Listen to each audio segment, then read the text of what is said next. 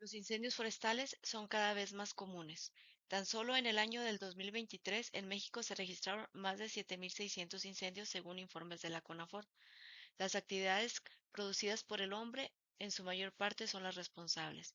Para hacer frente se requiere que el personal tenga un alto grado de conocimientos, habilidades, actitudes y destrezas. Esto incluye desde el dominio de las bases científicas del fuego, su dinámica, así también como su terminología específica, pero también de la flora y fauna regional, entre muchos otros temas. A continuación, se presentan estrategias preventivas y operativas en la lucha contra incendios en el ámbito forestal en el municipio de Hidalgo del Parral, Chihuahua.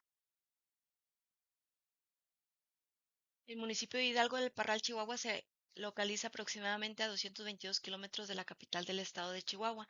Tiene una extensión aproximada de más de 1.800 kilómetros cuadrados.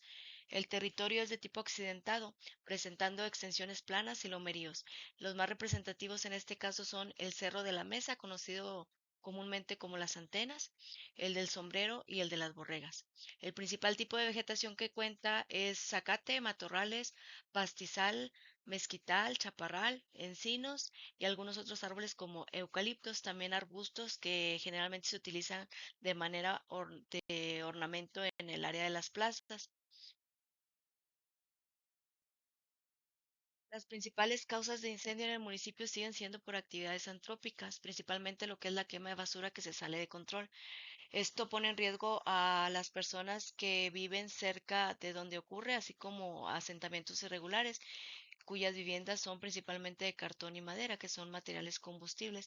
Incluso muchos de los incendios que ocurren en la periferia de bienes inmuebles, en este caso, por ejemplo, de aserraderos o empresas que trabajan con madera.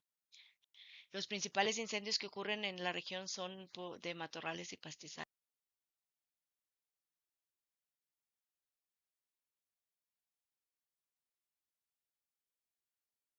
El manejo inicial de incendios de este tipo que ocurren en la periferia de zonas de riesgo colindantes a inmuebles que contienen mucho material combustible como los aserraderos eh, es difícil.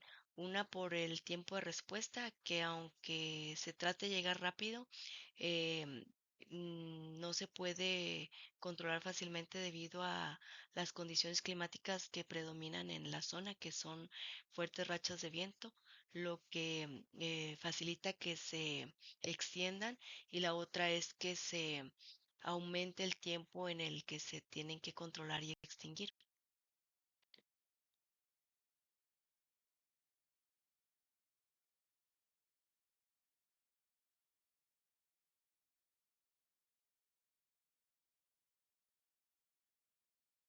En el caso, por ejemplo, de los incendios de pastizales o matorrales que inician en periferia de zonas de riesgo por los asentamientos o por el tipo de inmueble que puede llegar a tener mayor combustible y hacerlo mucho más grande, el ataque tiene que ser inmediatamente directo por medio de camiones autobomba.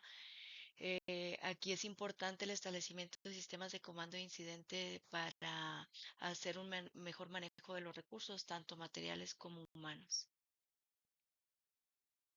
Si bien en el caso de incendios donde se tiene el riesgo de que se expanda por la localización, por ejemplo, que esté en asentamientos, que esté en lugares cercanos a cerraderos o con suficiente material combustible para que se alimente, es preferible la utilización del autobomba, aunque no siempre es posible. Esto debido a que el municipio cuenta con carencia de agua, no hay hidrantes por lo que en la pipa se tiene que estar surtiendo con otros métodos.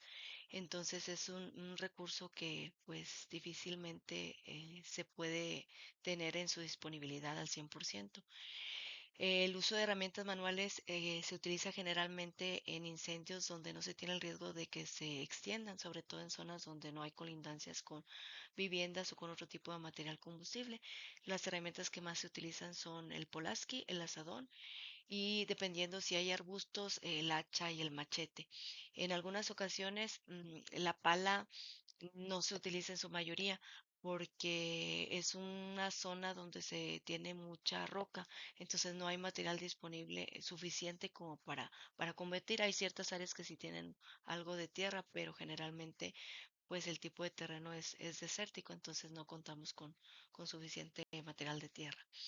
Las mochilas también se utilizan, aunque es más común que se controle, como dije inicialmente, por el tipo de riesgo de que se extienda rápidamente con el uso de la autobomba. El principal riesgo inmediato de los incendios siempre va a ser riesgo para la vida en el caso de personas y animales. Sin embargo, consecuencias en segundo plano o secundarias son las consecuencias ambientales. Incendios que se prolongan por mucho tiempo pueden llegar a contaminar tanto el ambiente que exacerba enfermedades respiratorias, sobre todo en personas con enfermedades previas o en extremos de la vida como niños y ancianos. Entonces, los incendios forestales de pastizales, matorrales y que se complican con otro tipo de incendios, sobre todo inmuebles, ponen en riesgo la salud de las personas. El establecimiento de medidas preventivas debe de ser una prioridad. Es importante que se realice un estudio de los incendios que han ocurrido en la región para que se puedan comprender. La gestión integral del riesgo inicia por el conocimiento de las amenazas. Esto es muy importante, entonces el historial de incendios que ocurrió en la región, la temporalidad, los recursos que se han utilizado, el desenlace de estos eventos es importante para establecer medidas preventivas a corto y a largo plazo. Deben realizarse también estudios locales sobre el impacto climático. La tendencia de los incendios forestales ha ido en aumento y esto es importante tomarlo en cuenta. eh, Se deben de realizar estudios con un enfoque en las nuevas eh, tendencias en cuanto a actividades meteorológicas, porque muchos de los planes de atlas de riesgo o programas están establecidos en muchos años atrás y conforme ha ido pasando el tiempo, pues esto ha ido cambiando, las tendencias son diferentes y por ende, pues se tienen que establecer nuevas medidas. Una de las principales medidas que se debe tener es la planificación del uso del suelo. Esto porque muchos de los asentamientos son irregulares y cuentan con suficiente material combustible como para poner en riesgo tanto a las personas como a los intervinientes. Entonces, el establecer normas y reglamentos de construcción que eviten que se establezcan personas y viviendas en el área, en zonas de riesgo consideradas de riesgo o en condiciones que son consideradas de riesgo debe de ser una piedra angular en la planificación del uso de suelo. Otros de los pilares para la prevención de incendios son el establecimiento de programas de alerta temprana. Esto es muy importante conociendo la amenaza y las temporalidades. El riesgo propiamente es realizar un monitoreo continuo sobre las condiciones meteorológicas, porque ciertos factores como la temperatura, la humedad, la velocidad del viento hacen que exista mayor riesgo de incendios o en su caso si existe un incendio hacen que estos se puedan salir de control o que sea más difícil extinguirlos. En el caso, por ejemplo, de los factor 30-30-30, temperaturas arriba de los 30 grados, humedad abajo del 30% y la velocidad del viento arriba del 30%, son factores críticos que facilitan los incendios y em, reducen el control y la extinción de los mismos. Las estrategias, por ejemplo, de limpieza en zonas donde están deshabitadas, en áreas que son colindantes a inmuebles en riesgo, llámese aserraderos, empresas que tienen material combustible en sus patios, viviendas irregulares, es importante. Establecer también programas del manejo de residuos junto a programas de reciclaje. Aquí es común que se establezca la quema de basura en zonas de riesgo y con esto pues obviamente el riesgo de incendios. Es importante que existan programas también de vigilancia para evitar esto y también para evitar que la basura se deseche en zonas de riesgo. La concientización pública sobre el manejo de residuos, evitar quema en zonas de riesgo, mantenimiento de predios, etcétera, es también de suma importancia. Y algo que debe de existir en todos los programas es la capacitación al personal interviniente en el manejo de incendios forestales, llámese bomberos, brigadistas, personal especializado, y también dotarlo de equipos y herramientas para tal fin, porque pues de nada sirve que se tenga todo el conocimiento sobre materia de cómo trabajar en el caso de los incendios forestales, pero que no se cuente con el equipo y las herramientas necesarias para esto. La educación en materia de incendios forestales es fundamental, tanto para los intervinientes, llámense bomberos, protección civil, brigadistas o especialistas en el ámbito, por ejemplo, los bomberos forestales, pero también en el caso del público en general.